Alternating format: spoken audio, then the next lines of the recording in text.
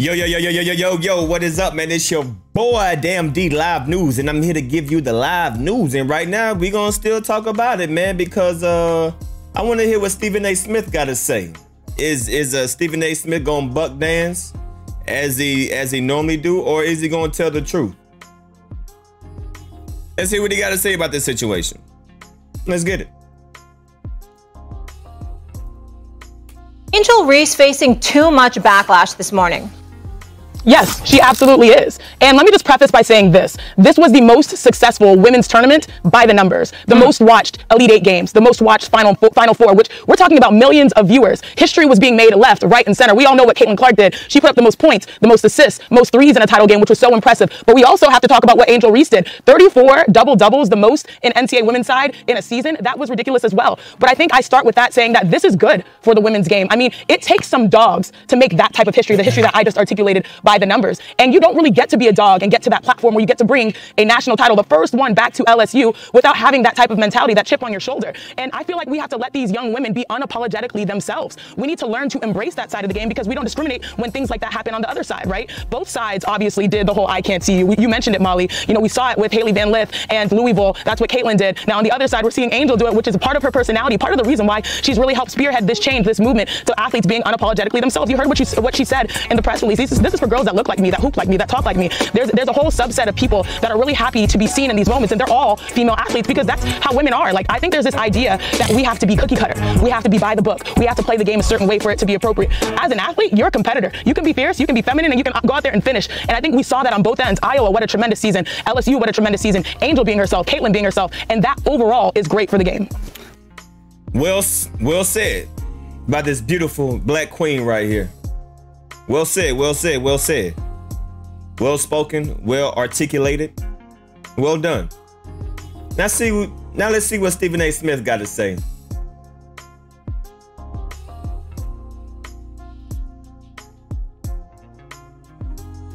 Well, first of all, I don't disagree with anything that you're saying, Janae. I just think that you're being quite nice and lovely as you always are. So leave the vitriol to me. I'll absorb it. I'll call it what it is. Okay. Ladies and gentlemen, I love Caitlin Clark. She's been a guest on this show. I think she's spectacular. I'm the one that's been calling her the Steph Curry of women's basketball, and she has done nothing to push that back. I mean, this young lady is spectacular. She's been great for women's basketball overall, not just college basketball, but women's basketball. I think she has the potential, when all is said and done, to be arguably the greatest ever, because when you have that kind of range and that kind of handle, and you can pull up from the parking lot like Steph Curry, for crying out loud, I think that's something that you can transition to the next level, and it's going to be spectacular to see, and I can't wait to see it. But here's the reality of the situation. She instigated this kind of stuff. Let's call it what it is. She was waving. She was doing the Cena. How about what she did to Raven Johnson? She didn't just go into the lane and not guard her against South Carolina in the national semifinal. She waved her off. She didn't mind being disrespectful. Why is it that we're hesitant to bring that up? See, here's what I'm saying. I'm not trying to dilute your point by any stretch, Janae, because I get where you're coming from. And as a lady, you should take that position along with Molly about how we all need to grow up and accept the fact that these women are highly competitive. They're highly gifted and skilled, and we should give them the love and respect and deference they deserve. But I'm going a step further with this.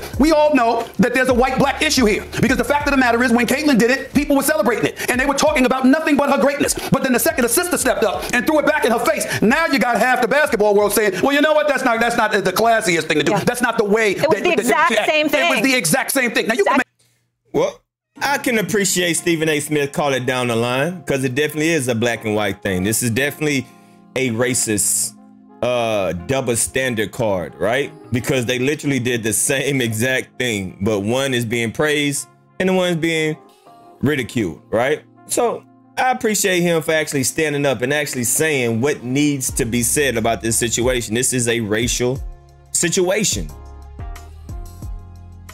Plain what it is. Make an argument that if they're doing excessive celebration in her face after the game is over, all right, then you can make that argument. But you had people complaining about it when she was doing it during the game. Wait a minute. LSU told you before the game. Yeah. But we didn't like how she was acting towards South Carolina. She ain't going to do that against us. Correct me if I'm wrong, Janae. This is exactly what they were saying. Going into the game, they let the basketball world know, y'all think that this is going to be some storybook ending for her. Y'all must have got it twisted. We coming, and we going to get at her. They told you before the game, then they got in the game, got all up in her in Iowa, was up by 17 at the half, and you're waving, you're doing the Cena. Well, I ain't here. doing all of that other stuff, and you're bringing up what she did to the competition. Yeah. I'm so happy that Caitlin Clark handled it the way that she did, because in the throes of competition, she's fessing up to, listen, I ain't paying attention to that. They were getting the better of me. I was focused on the moment and the fact that I was with my teammates, but that's all she could say, because she kind of instigated this, and the fact that that hasn't been brought up tells us a lot about our society as a whole. Yes, Shanae Ogumike is not taking it there. I'm taking it there. You know exactly what the hell you're doing as people when you want to bring up how Angel Reese acted, but you don't want to bring up how Caitlin Clark acted. Shanae, that's the inconsistency. Shanae, that's the story. Ask you this, because all right, there we go. Stephen A. Smith actually kept it a buck. Stephen A. Smith wasn't sugarcoating. He wasn't buck dancing this time. Normally, he always buck dancing when it comes between the different positions when it comes to somebody doing something when they white and someone doing something when they black. Because we all know how he feels about his friend Jerry Jones and Dana White, you know. But he actually kept it a buck this time, and I appreciate it. You're still a weak weasel. You're still a buck dancing house Negro, but you actually kept it a buck this time. So I got to give you your credit. obviously Stephen A's highlighting the double standard that's taking place with the black-white dynamic, but also to your point about not putting women in a box, and to Holly Rowe's point, do you think we'd be having this conversation and people would be all fired up if this happened in the men's tournament? Yeah, I don't think so, because I think people understand that trash talk and being fierce and doing what you want to do is more normalized in their game. And now people are just now understanding, you know, athletes feel like they can take control of their own brands. I mean, we're in the era of NIL where people are getting paid. And at some point they feel like they can be bigger than the programs themselves. Sometimes that works to the team's benefit, like we just saw with LSU and Angel Reese and Flau'jae and so many great storylines happening. And maybe it can work to a team's detriment. But Stephen A is exactly right. We all know that we can't ignore that there are stigmas in sports. I played in 3 Final Fours, you know, and it's not even just when it comes to how we handle things that don't go our way. Oh, by the way, I love this whole thing, Sinead, that's super cute. How we handle things that don't go our way. It really is just like, how do we approach how we see athletes as competitors? That's the conversation that needs to be had. Thanks for watching ESPN on YouTube. For live streaming sports and premium content, subscribe to ESPN Plus. Shut up. All right, I can agree with Stephen A. Smith on this one time. I just want to see if he was gonna keep it a buck or was he gonna buck dance, and he kept it a buck.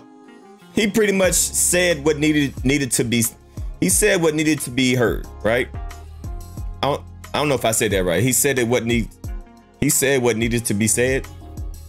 Yeah.